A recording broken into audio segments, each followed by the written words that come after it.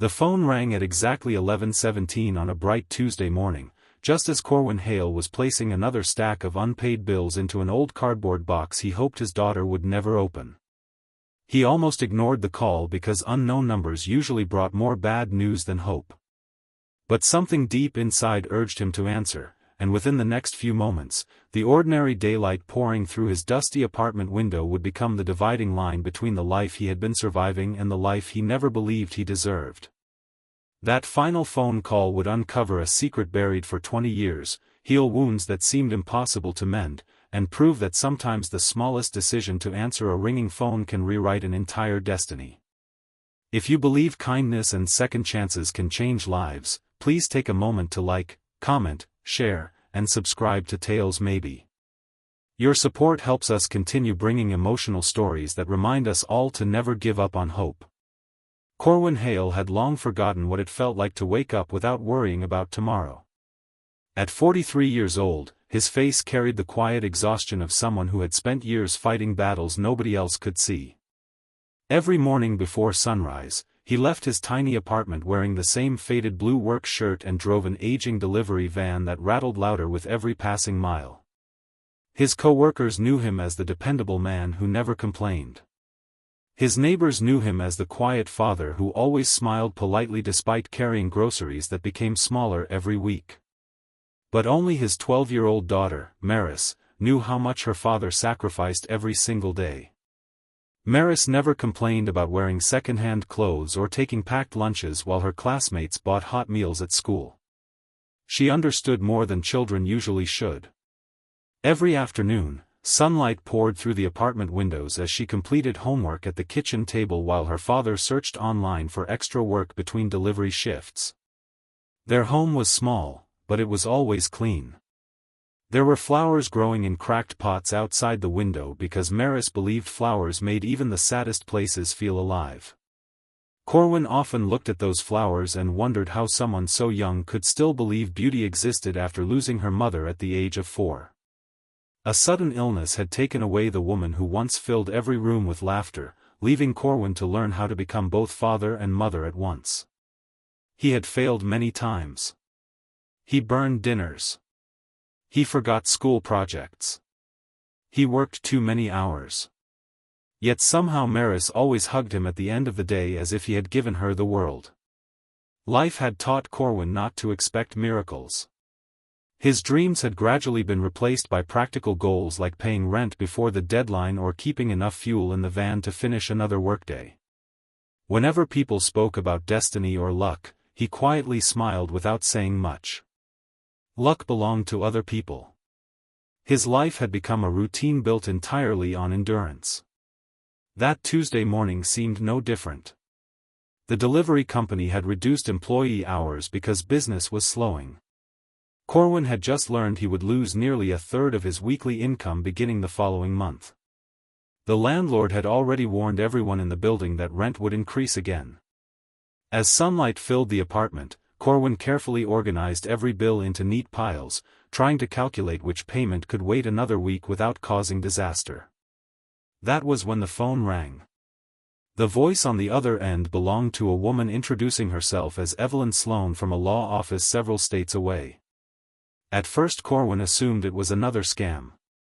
He almost apologized and ended the conversation, but the woman calmly mentioned the full name of his late grandfather, Roland Hale, a man Corwin had not spoken about in nearly 20 years.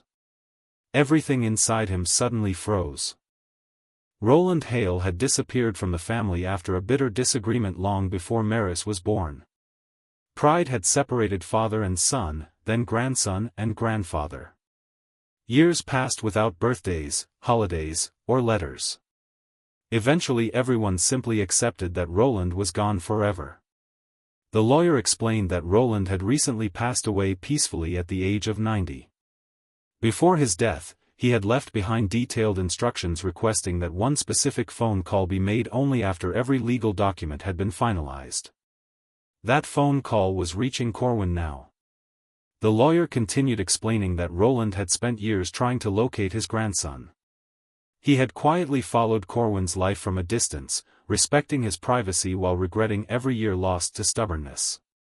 Several handwritten journals discovered among Roland's belongings revealed that he had never stopped loving his family, even though he lacked the courage to return before illness weakened him. Corwin sat motionless beside the kitchen table while sunlight stretched across the floor. His emotions became impossible to separate. Anger mixed with sadness. Confusion blended into curiosity. Most painful of all was the realization that someone had spent years wishing for reconciliation but never found the words before time ran out. The lawyer then shared one final request written entirely in Roland's own handwriting. He had asked Corwin to visit the old family farmhouse one last time before it was sold. Inside waited several boxes marked specifically for him and for Maris. Roland believed the contents would explain everything that had happened decades earlier. Corwin almost refused. Old wounds rarely healed by reopening them. But something inside refused to let him ignore a dying man's final wish. 2 days later, after borrowing money for fuel and arranging time away from work, Corwin and Maris began the long daytime drive across rolling countryside beneath brilliant blue skies. The farther they traveled, the quieter Corwin became. Every familiar road sign awakened memories he had buried long ago. Fields where he once played as a child remained unchanged. The small church still stood beside the highway. Even the enormous oak tree near the farmhouse looked exactly as it had 25 years earlier. The farmhouse itself appeared weathered but proud. Its white paint had faded. Its porch leaned slightly. Wildflowers surrounded the property as butterflies drifted lazily through the warm afternoon air. Maris squeezed her father's hand before they stepped inside. Dust floated gently through bright beams of sunlight entering cracked windows. Every room smelled of old wood and forgotten memories.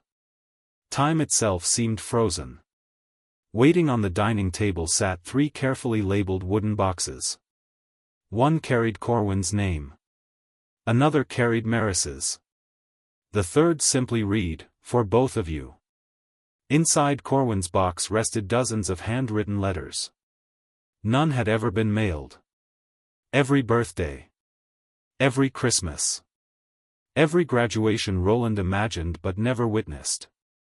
Every milestone he hoped his grandson experienced.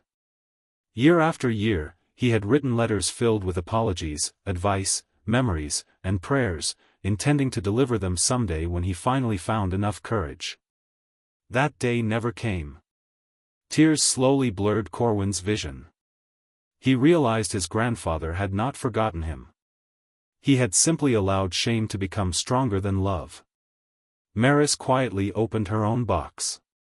Inside lay beautiful hand-carved wooden animals, each carefully painted with astonishing detail. Every piece included a small handwritten note explaining that Grandpa Roland had begun making one animal every year after learning he had a great-granddaughter. He hoped that one day she might receive them all together if life ever offered another chance. Maris gently held a tiny wooden fox against her heart. She had never met the man who carved it. Yet somehow she already missed him. The final box contained dozens of family photographs no one else possessed. There were pictures of Corwin as a smiling little boy fishing beside Roland. Pictures of family birthdays. Summer picnics. Camping trips. Simple ordinary moments that suddenly became priceless. Beneath the photographs rested a sealed envelope. Inside was one last handwritten message. Roland confessed that pride had destroyed more years than poverty ever could. He begged Corwin never to repeat the same mistake with anyone he loved. Money could always return. Time never would. Those words echoed through the silent farmhouse long after Corwin finished reading. For the first time in years, he cried openly. Not because he inherited wealth. There was almost none. Not because every question had been answered. Some never would. He cried because forgiveness had arrived too late for conversation but just early enough to transform the future. As father and daughter walked outside into the warm afternoon sunshine, they noticed an elderly neighbor slowly approaching from across the road. She smiled the moment she recognized Corwin. She explained that Roland had spoken about him almost every week during the past decade. Whenever delivery trucks passed through town, Roland quietly wondered if one might carry his grandson. Whenever children laughed nearby, he imagined what Maris looked like. He donated anonymously to local schools because he believed every child deserved opportunities he had failed to give his own family. Corwin realized the greatest inheritance left behind was not hidden inside boxes. It was hidden inside changed hearts. That realization inspired him to make a decision.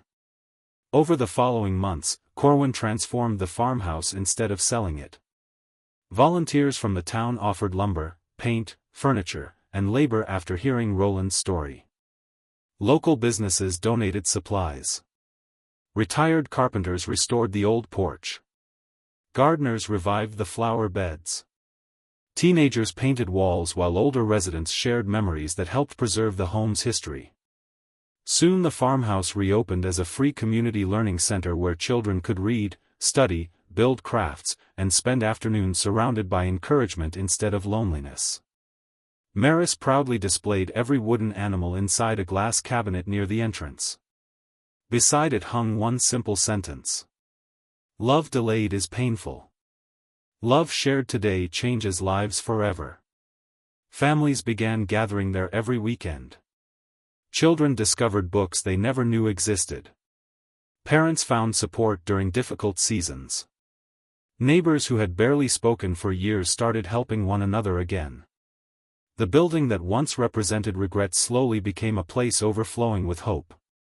Corwin eventually received an offer to manage community outreach programs connected to the center, providing stable income while allowing him to spend evenings with Maris instead of working endless delivery shifts. For the first time in many years, their home echoed with laughter more often than worry. The phone call that nearly went unanswered had quietly rewritten everything. Not because it delivered riches, but because it returned something far more valuable. Family. Forgiveness. Purpose. And the courage to answer life whenever hope calls unexpectedly. Before we reach the end, we'd love to hear from you. Please leave a comment with the words, "I choose forgiveness." Your comment may encourage someone else who is struggling to let go of the past.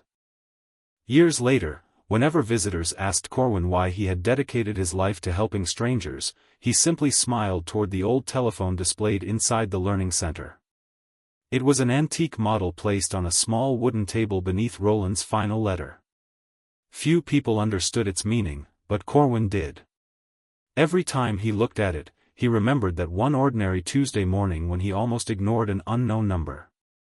A single decision lasting only a few seconds had changed generations of one family and the future of an entire community. It reminded him that hope rarely announces itself with fireworks. Sometimes it arrives as nothing more than a ringing phone during the middle of an ordinary day, waiting for someone brave enough to answer. If this story touched your heart, reminded you of someone you love, or inspired you to forgive before it's too late, please like, comment, share, and subscribe to Tayles Maybe. Your support helps these heartfelt stories reach people who may need hope today. And remember, sometimes the last phone call isn't the end of a story, it becomes the beautiful beginning of a brand new life.